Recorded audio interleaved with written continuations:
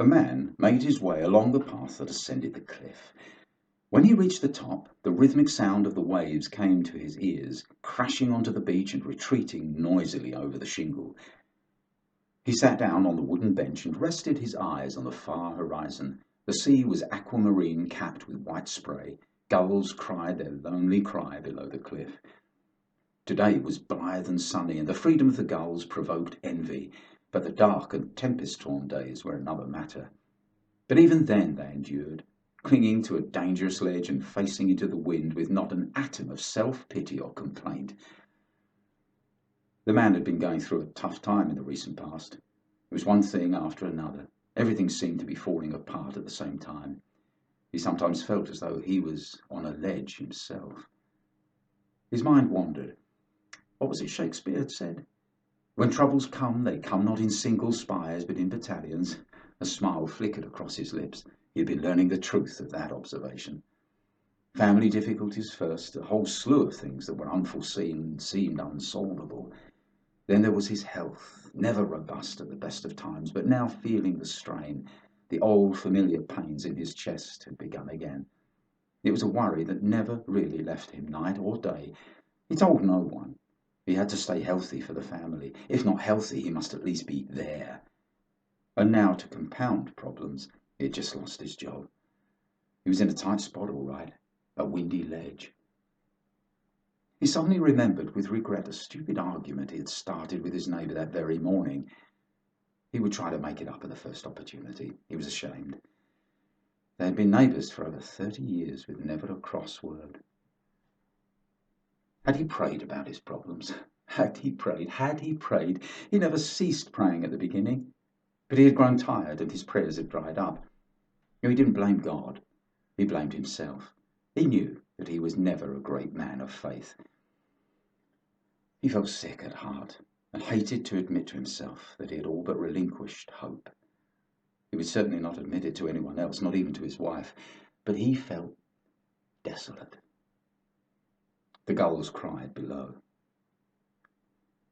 He suddenly became aware of a young boy about 11 years of age, standing on the cliff a short way off, looking out to sea. A white woolly dog sat at his feet. It was a beautiful picture. The boy was clearly expecting something, peering, moving his head, standing on tiptoe. The fine onshore breeze brought the exciting tang of sea salt. Flotillas of white clouds sailed the inverted bowl of the sky.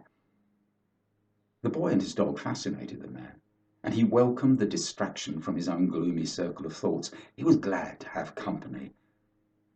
"A lovely day," he called to the boy, and followed the line of the boy's sight to see what he was looking at. "Yes, it is," the boy answered politely, without removing his eyes from the sea. The entire scene, the fresh breeze, the blue and white sky, the salt sea tang, and the eager expectation of the boy with the white woolly dog at his feet, was a draught of happiness to the man, unexpectedly potent. "Are you waiting for something?" he asked. "An ocean liner, the Orcades," came the reply. "Ah, a magnificent ship. I saw her last week in the dock," the man rejoined. The boy looked at him for a moment, interested, obviously pleased that somebody else had appreciated the ship. "She is beautiful." For the first time the man noticed a large red handkerchief in the boy's hand, and his expression conveyed his question. "Why the handkerchief?" he asked. "Do you see those rocks down there? When the ship sails just beyond them, I will wave at the captain, like this." The boy waved his red handkerchief in the breeze and smiled. "When the captain of the Orcades notices the waving, he will sound the horn of the ship." The boy's childish naivety was delightful, full of expectant hope, but doomed to disappointment. The man thought regretfully of the loss of his own childlike hope, and he wanted to prepare the boy for the inevitable. "Son," he said gently, "do you really think that the captain will notice you? You must understand that we're so far away, tiny specks on a large cliff, and he has so many other things to worry about, such as dangerous outcrops and sharp boulders, and setting his ship on the right course." The flicker of a smile showed on the boy's face, as if he hadn't even heard the man. and the blue and white Orcades appeared around the headland. The man persisted. Why should the captain look out for you? And he knew that oddly he was now addressing a question to himself, and wondered if the wisdom of a child could help him where everything else had failed. The boy laughed. Sir, he answered, beginning to wave his red handkerchief, the captain is my father. He knows I am here, and he is looking out for me. The words shot like a spear of light into a gloomy room. The captain is my father. He knows I am here. He is looking out for me. The captain is my father.